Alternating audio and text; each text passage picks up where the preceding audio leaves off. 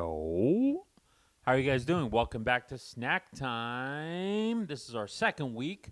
We're so happy to be here. Shout out to our friends at Sneakersnstuff for having us. We have an amazing guest today. She goes by the name of Kelis. Yes. Of course you know her. She's got a new show on Netflix, and it's called Cooked with Cannabis. And it's all about cooking with cannabis-infused food. It's a contest. It's a cooking show contest thing, and it's incredible. I've watched it. I watched 6 episodes now. I watched 5 by the time I spoke to her, and the things that the people do with cannabis in terms of chefing it up blows my mind. It's very like high level, alta level, if you will, cooking that happens with cannabis these days. You should check it out. We talk about that. We talk about her life right now. We talk about where she's at with music. It's pretty cool. Did you like the Estevan Oriole episode? I did. While we're here, this is my snack today, apples. I am keeping it healthy. I'm not going to lie. Sorry. I had a cakey, chocolatey Italian snack, and I ate it. Maybe I'll have it again next week and not eat it so that you guys can enjoy it, okay? I don't know. It's kind of messed up, but I'm eating a lot of snacks lately. I will say they called me snacky in college, so my friends did. Real friends, huh? All right, we're here. I want you to see this Kelis interview. You're not here to watch me gab and eat. You want to watch a Kelis interview. All right, here it is.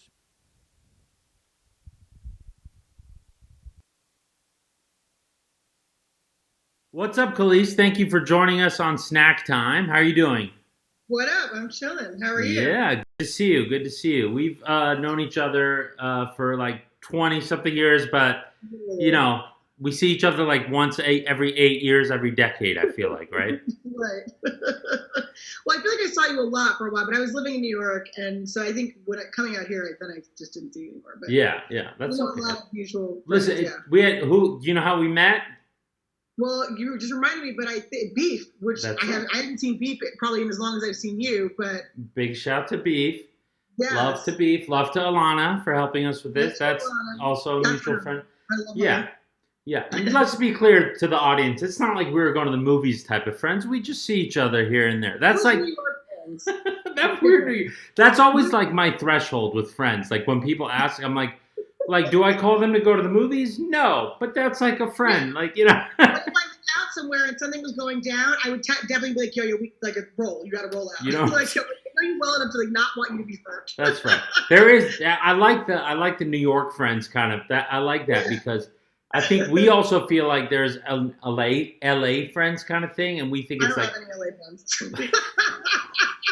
Well, I have no LA friends, okay? Wow. Okay. All right. Well, I was gonna say we feel like out here we feel like it's superficial out there. It is. But I think LA friends are kind of like dinner party friends, very like genuine, low key, right? Well, the thing is though, is that like you have to have the thing about LA, different from New York, is that first of all, New York in general, everybody just even if you're not super close, you keep it realer with each other. I think just by nature.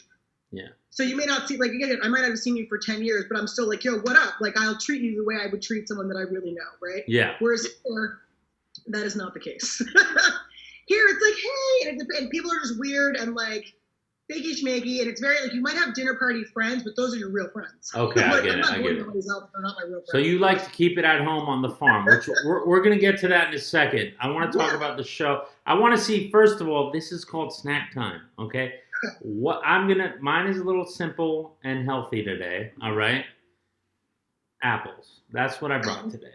Okay. For the intro of the show, I had like something not very, like a cakey, chocolatey thing. So that's why I've got this now, okay? Okay, so balance. I hear you. All right. So I'm just, because people they see this, they think snacks. Now I want to know what you brought. Okay, so I'm drinking like a raspberry, blueberry, pineapple. It's got like matcha and collagen in it because I'm obviously a little But also, I live on a farm and I'm a chef, and so I made a bunch of like beef jerky. That's crazy. Out of Short rib, actually. that from Like your Korean farm. style short rib. Yeah. That's amazing. So it's a full working farm. Oh yeah, yeah. We're a full working farm. We've got cows and goats and chickens. We've got these like massive dogs that my kids call Yetis, and they're like huge, fluffy dogs. We've got a cat. There are like owls that visit. Very cool. Yeah, it's a whole ecosystem. Was that whole interest brought on by you like training and working and like being a chef? I mean, it's funny. I think like it's one of those things like you end up somewhere and you pause for a second. And you're like, how the hell did this happen? And then you look back at your life and you're like, oh, this actually like my life came full circle. Because like being in New York, I used to go to Manhattan Country School, and like for us to graduate, it was from elementary school all the way to 8th grade. I just remember being really little, and like for us to graduate, we used to have to go up north and like spend time on the farm. Oh. Like I learned to like tap trees for maple syrup and milk cows and collect eggs and like all this stuff. So I remember like there was a moment when we got out here and like we moved and everything was kind of like finally settling down, and I was like, oh my God, like my life has totally come full circle. I remember loving this, and like I think this is just essentially who I am. It was so innate in me before I even really, really thought about it. So it was way before culinary school. Wow. Okay. So the Harlem in you, is there Harlem in you left? Oh, to the death. Forever. Okay, all right, okay. And you have a new show on Netflix. You're making your LaGuardia High School, right? Isn't that where you went, LaGuardia High? Yeah. You're making them proud. You're using your theatrical, if you will, even though it's not necessarily it's more of a reality. Well, tell the people what it is. It's a cooking show. Yeah, so new show on Netflix called Cook with Cannabis, and it's great. I am the host and one of the judges, and it's amazing just because it's kind of the first real opportunity I think to showcase. And I've seen other shows and stuff, but it's kind of like for right now, for this time, now that it's legal, to really show it in a different light and to kind of take away the stigma and the negative kind of like connotations that it used to have, and really show it in a really cool, interesting, hopefully very informative and creative way. I have to tell you something. The cooking show competition thing, the buzz, no pun intended, the buzz of it has kind of weared off for me. But I ended up watching this, and I binged 5 episodes in a row because it's super different. Yeah. It's like, well, the cannabis thing is super interesting because. Do you think it was informative? Because I felt like very. I definitely a ton of stuff. Okay, cool. Yeah. Very. I've learned a bit about cannabis in the past year because it's become legal, and it kind of it weaves its way in and out of work a little bit. I don't smoke cannabis anymore, but just you don't. That's fine, no. and you just do edibles and stuff. Yeah. And so, like my mom, it was stuff like that. But like it kind of was, obviously we used to smoke. Like I was a total pothead back in the day, 20 years ago, and then just obviously being a singer and all that, it wasn't the wisest like hobby. Right. So like years ago, almost 15 years ago, I stopped smoking. And then like probably about, I don't know, maybe like 4 years ago, maybe 3 years ago, like my mom has fibromyalgia. And so she was like always in pain and just like, she was just suffering. And so like I started dabbling and kind of looking at ways to, well, first convince her, number one, that it wasn't like the crazy gateway drug. Plus, I was trying to remind her this is not the weed of the 70s, because that's a whole other thing, too. Of course. She was just like, she had her own opinion about that. And then also really trying to find the right way to give it to her where she could take it and still feel like herself, and wanting to learn more about it and not just like, let's make some weed brownies and get high out of our minds, but really like this is a medicinal plant that can really be used in a lot of really interesting ways. And so I started dibbling and dabbling like that. But then even doing the show, like with Leather, my host, and then all the chefs that were on there, Chris, the herbal chef, who's amazing. I learned so much from them. And just that like, yeah, like all we talk about is like CBD, CBD, CBD, CBD, everything, right? It's like freaking CBD water, which actually makes no sense. Yeah, it's crazy. The reality is that there's so many other properties to this plant that like haven't even been properly explored yet, like the THCA and the CBN. And like, there's all these different things that are super freaking helpful. Like, THCA is actually so much better for anti-inflammation. I saw that. I saw. So ill. I learned so much, man. Like it was so dope. And it was funny because you were like, I love like the honest. That's what I'm saying. It's a new kind of cooking show. You know, it's like I love the panel, the buds, the the best buds. Oh, and yeah. You had fun with that. But like, you know, you were like, I don't know a lot about THCA. THCA. Yeah, you said that to one of the contestants. And at first I was like, whoa, is that like, why would they leave that in there? And then I realized, I'm like, dude, this thing is, the breadth of it has not been, has not been explored. Exactly. Exactly. There's a lot of the chefs, like, which I love, I think that they did such an awesome job of like finding these chefs that like really had so much knowledge, not just of like, that's what I thought, just as a chef, like on one level using, you know, the cannabis as an actual ingredient, but also like finding out about like, you know, if you use like pepper, like the black like pepper plant, like how using that is going to help all these other things matriculate into your system and how medicinally is going to help. I was like, yo, this is amazing. That's like, I use this stuff all the time. Like, why did I not know that? So cool. I learned so much. Like, it was such a fun experience. I was really. I do have my favorite chef. May I say who it is? Harold. Harold. Oh, Harold was a beast. I love He was dope. Him. Yeah. He was dope. And that's the thing. I met so many cool, like, just chefs doing their thing. And, like, it's amazing. There were so many stories, too, attached to the, like, I was really cognizant of, it's easy to make this, like, you know, a funny, like, haha, let's see how high people get and how silly can it be and, like, whatever. But, like, I didn't want it to be that. There's that element of it, and it's funny, and it should be lighthearted to some degree. Of course. On the flip side of it, there are people who, like, especially the cannabis chefs specifically. Like, Manny was one of our chefs who, like, he's, like, a real advocate for cannabis. He has so many, his friends and family members that are still in jail. Like, that to me was, like, I wanted people to really see that side of it and to see that, like, oh, yeah, now it's this, like, big, cool, sexy business, and we can do yoga and have weed and all nonsense. But, like, real talk, like, people really, like, died for this stuff, and like it really been, you know, there's like a whole other subculture that should not be ignored now just because it's like all pristine and cute, and like I just wanted to make sure that like it was properly represented from every angle. So it was a dope experience, and I wasn't even sure if I was going to do it right away. Oh yeah. Well, because like I was like, oh, I don't know, like as a chef, I didn't want to be stuck in a category. I wasn't sure how they were going to present it. I wanted to make sure that it wasn't like no buffoonery or nothing like that. And when I talked to the producers, I really liked them. And I tried, they put me in a sense of ease really quickly. So I felt like, okay, I can trust the fact that this process is not going to be just like, let's look stupid. And like, you know, I didn't want to do that. I love the way it's done.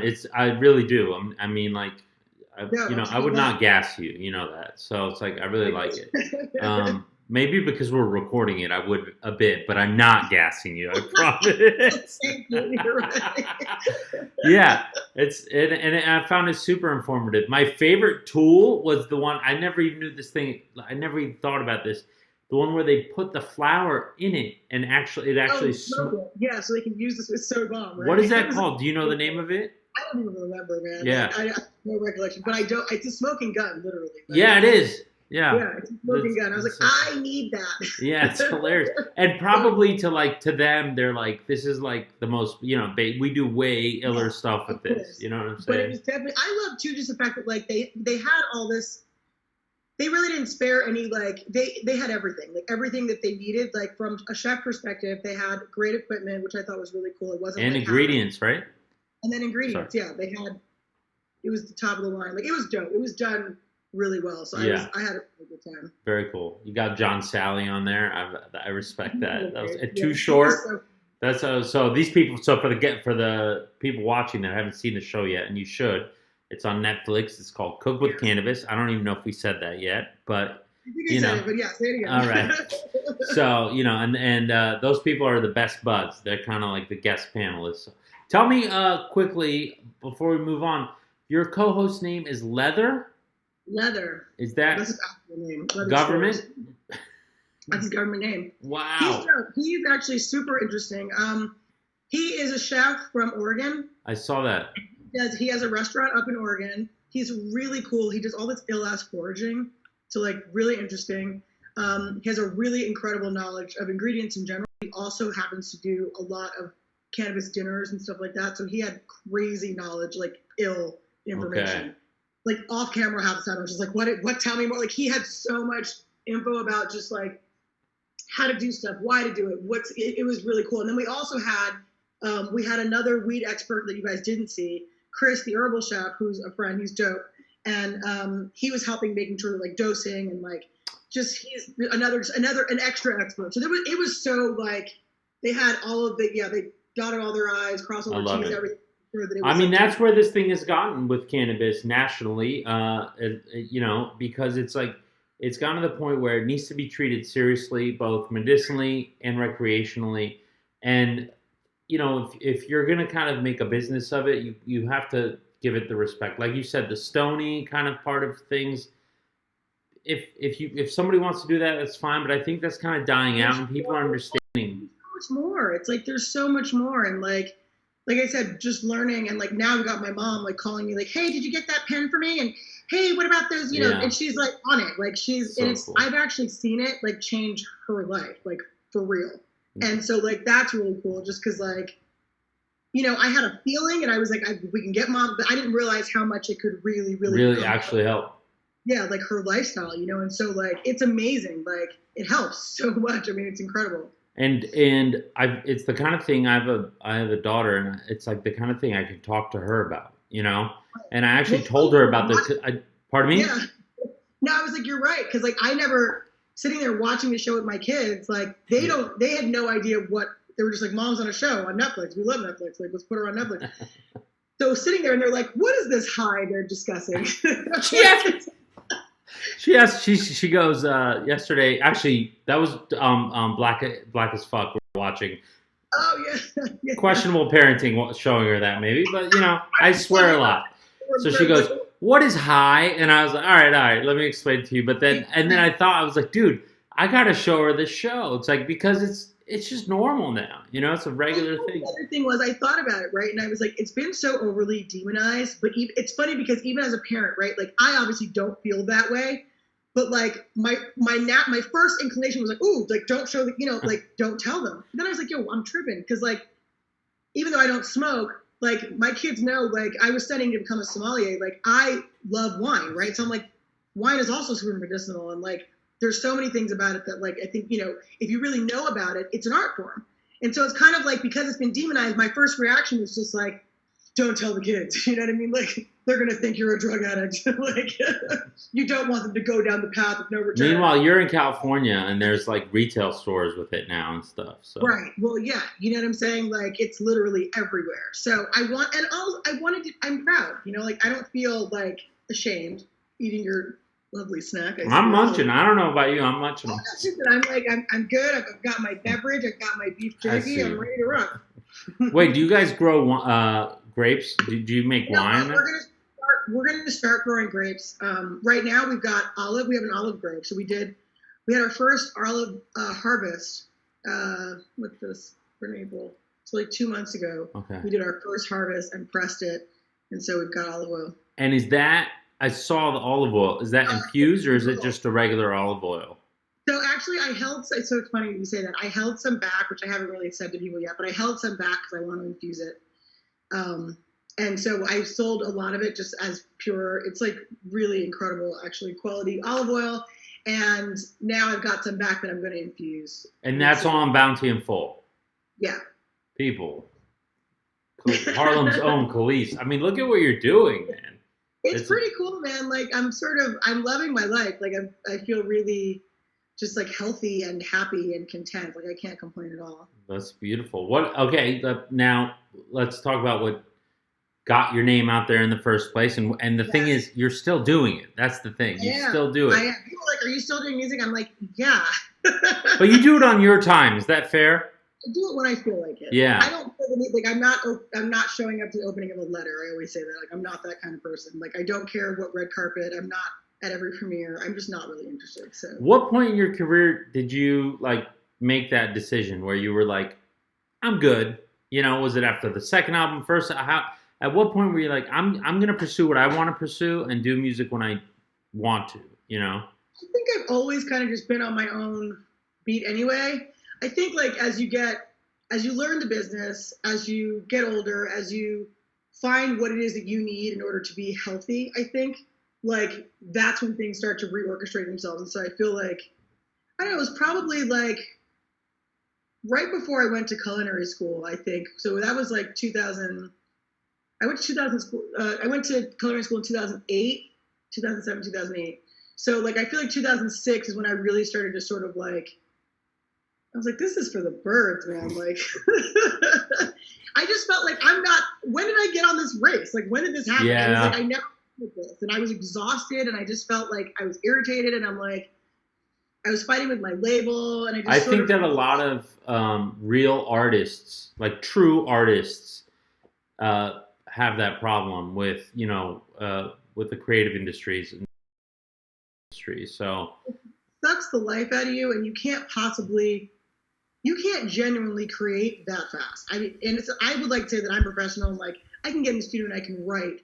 Within an hour, we've got a song, but it doesn't mean anyone needs to hear it. It's just like that's because I'm professional enough to know my process, right? But it's like for me to actually say I have a body of work that is worthy of like sharing, not just for the sake of sharing, but it actually matters to who I am as a human. I don't see how you can produce that like every year. I don't get it. Like how? I'm like maybe it's just me. I don't know. Everyone has their own process, right? And so it's beautiful that you've been able to find your own process and what makes you happy and just pursued it and been successful at it, right? So that's I mean, I feel really blessed. I feel like I feel good, you know, like I said, we're on a farm. I wake up in the morning, like we go get eggs and like right. check on the The cows. yellowest eggs, the most orange yolk. Orangest eggs. I'm like, they're like the color of my damn jacket. I love that, dude. Like, so good. Just to wrap it up, do you have music coming out soonish? I do. Everything kind of got like all jacked up. I was on the road when all of this like, you know, Corona crap started. So it was my 20-year anniversary of Kaleidoscope, of my first record. So like I had like a whole year planned. I was doing Glastonbury. Like, I had a lot of stuff that was happening so that my album rollout would make sense. That being said, I don't know. Like everyone was like, "Come home, abort mission, come home," and like it was like I don't know. So I haven't really even begun to like figure out what's going on. That means like we'll see. In the meantime, there's music that I've been working on. I just am not like. I want everything to like sell. I feel like it's not important right now. So much other stuff happening. Do you know what I mean? Like it's like let it be, and you know. So it's in the meantime, watch Cooked with Cannabis on Netflix. Sit down, eat an edible, relax. Go to Bounty and Full, see if there's something there for you. Get some sauce, you know what I'm saying? Like get some olive oil. The most like chilled out sales pitch. Let me tell you, you're just like, I don't know, whatever you want to do. I live on a farm. I'm chilling. It's great. Well, Kelis, thank you so much for joining us on Snack Time. It was good seeing you. Thank you. And I hope to see you in real life at some point. Yes. All right? You gotta come out to the farm. You and Alana should come chill. I'm so down. It's good. You can like milk some goats or something. You heard it here, people. We're gonna go milking goats. Yes. Oh, yeah. I'm sorry. I'm really eating my apple. Okay, sorry. It is called snack time. It's okay to talk with your mouth full. That was dope. Have you ever met a cooler, nicer person? I don't know. But Kelis has always been so chill, so humble. Really made an amazing. Whoa. Sorry. As I said last week, I'm doing 4 people's job in 1. People has made like great decisions in her life, as far as I'm concerned. Not really taking part in the rat race, keeping her fan base strong, and living on a farm and having the Bounty and full business. And now the show, Cooked with Cannabis, on Netflix. Speaking of Netflix, I hope you liked the Esteban Oriol episode last week. I thought it was fun. I thought it was super informative. We had some audio issues there. Sorry about that. But that's it. We'll be back next week with another show and another great guest. Who is it? I'm not going to tell you. Are you going to tune in? I sure hope so. We'd like to have you. Thank you again to Sneakers and Stuff for being the least corporate company that we could partner with and being really rad about this. And we will see you next week. Thank you very much. And peace. Snack time, snack time, snack time, snack time, snack time, snack time, snack time. All right. Great!